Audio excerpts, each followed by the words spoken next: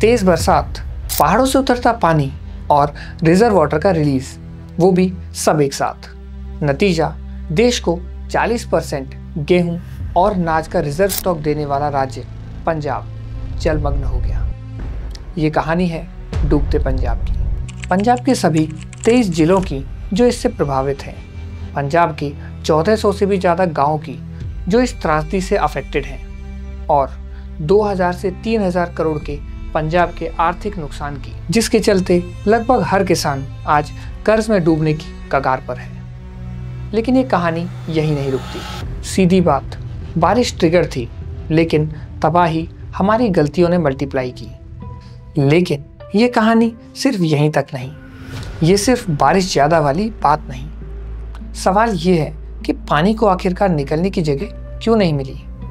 इसके पीछे 6 बड़ी वजह हैं। पहला, फ्लड प्लेन्स यानी डूबलैंड पर कंस्ट्रक्शन, यानी नदी के आसपास फैलाने की जगह। जहां खेत खलियान और खुले मैदान होने थे, वहां हमने कॉलोनियां, बिल्डिंग्स और पिलर्स गाड़ दिए। खुली ज़मीन नहीं तो पानी सड़कों पे, खेतों में और फिर लोगों के घरों में जा घुसा। कारण नंबर 2, ड्रेनेज सिस्टम का फेलियर। क्या गांव, क्या शहर, नालों के अंदर कीचड़, कचरा और लोगों का अवैध कब्जा। जब निकलने की जगह ही नहीं है तो पानी जाएगा कहाँ। सालों की ब्लॉकेज से जब बारिश का सामना हुआ तो पूरे पंजाब में जल भराव हो गया। सीधी बात यह है कि इनफ्लो तो था, बट सारे आउटलेट्स बंद थे। तीसरा कारण है सिल्टिंग यानी कि नदी के तल में बारिश के पानी के साथ जमा होने वाले मलबे से नदी की कैपेसिटी कम होना, और ये मलबा नदी के तल को धीरे धीरे ऊपर उठा देता है। जिन नदियों की कैपेसिटी 2 से 3 लाख क्यूसेक पानी को ढोने की थी, वो अब मात्र 80,000 रह गई है। नतीजा, कम पानी से ही ओवरफ्लो हो जाना और शहरों में पानी भर जाना। सॉल्यूशन सीधा सा था, हर साल डीसिल्टिंग का प्रोसेस होना था, मगर ये फाइलें कभी बाहर आई ही नहीं, क्योंकि सफाई नदियों की नहीं, पोस्टर्स की हो रही थी। हम ये कर देंगे, वो कर देंगे, वगैरह वगैरह। कारण नंबर 4, बांधों की कम देखभाल।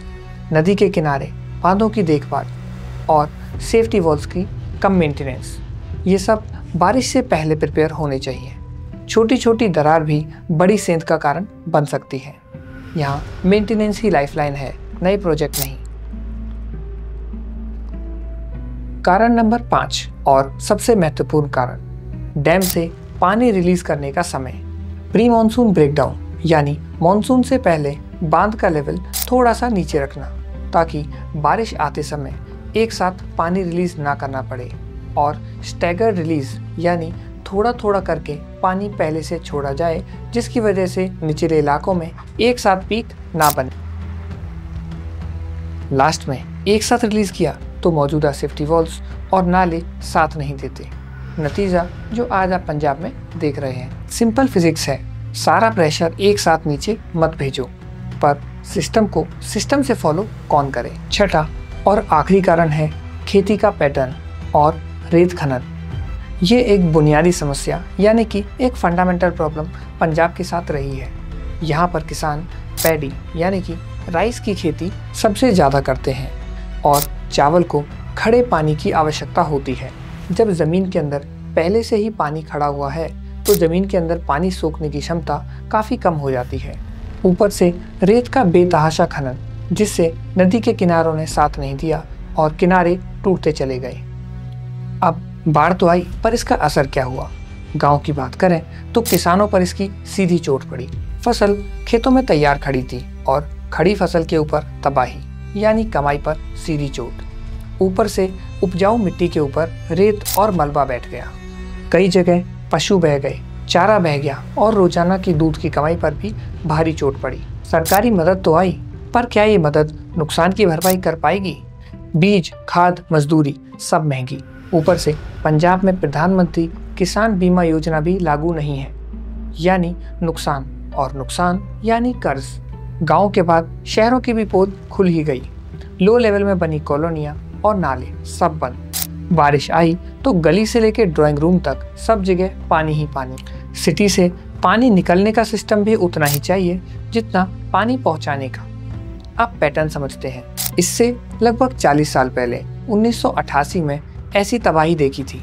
उसके बाद 2008 में, 2023 में और अब 2025 में भी बड़ी तबाही देखी है। अगर हर 2-3 साल में यही रिपीट है तो गलती बारिश की नहीं, हमारे सिस्टम की है, हमारे मैनेजमेंट की है।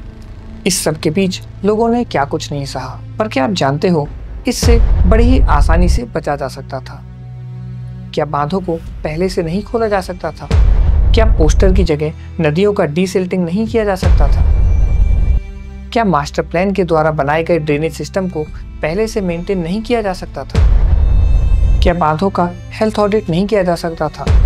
हर साल GIS मैपिंग से जहां कमजोर हिस्से हैं वहां ग्राउटिंग नहीं की जा सकती थी?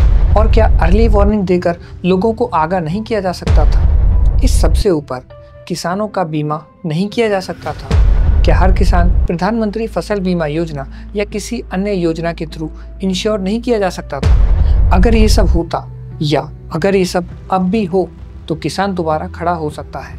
लेकिन इस सब के बीच घर खरीदने वाले लोग क्या सीख सकते हैं? शहरों में रहने वाले लोग घर को सिर्फ एक एड्रेस मात्र ना समझें। ये एक सुरक्षित निवास है और घर खरीदने वाले लोगों के लिए 5 चेकलिस्ट पॉइंट। ऐसे इलाके जहां पहले बाढ़ आई हुई है वहां ये 5 पॉइंट हमेशा चेक करें। नंबर 1, यहाँ पहले पानी कहाँ तक आया था और आपका प्लॉट खतरे के निशान से कितना ऊपर है। नंबर 2, क्या रेसिडेंशियल इलाकों में नाले सच में खुले हैं? अगर सफाई का रिकॉर्ड ना मिले तो आंखें खोलकर खुद ही देख लो। नंबर 3, कहीं ये कॉलोनी पुराने तालाब को भरकर या डूबलैंड पर तो नहीं बनी। नंबर 4, अगर आप बना हुआ घर खरीद रहे हैं तो घर की नींव यानी बुनियाद जमीन से कितनी ऊंची है। नंबर 5, होम इंश्योरेंस में फ्लड कवर कितना है? अगर प्रीमियम ज़्यादा है यानी खतरा ज़्यादा है। तो पंजाब ने हमें ये सिखाया कि बारिश कुदरत है लेकिन तैयारी हमारी है। अब ये पानी दिल्ली और NCR के इलाकों में भी घुस रहा है।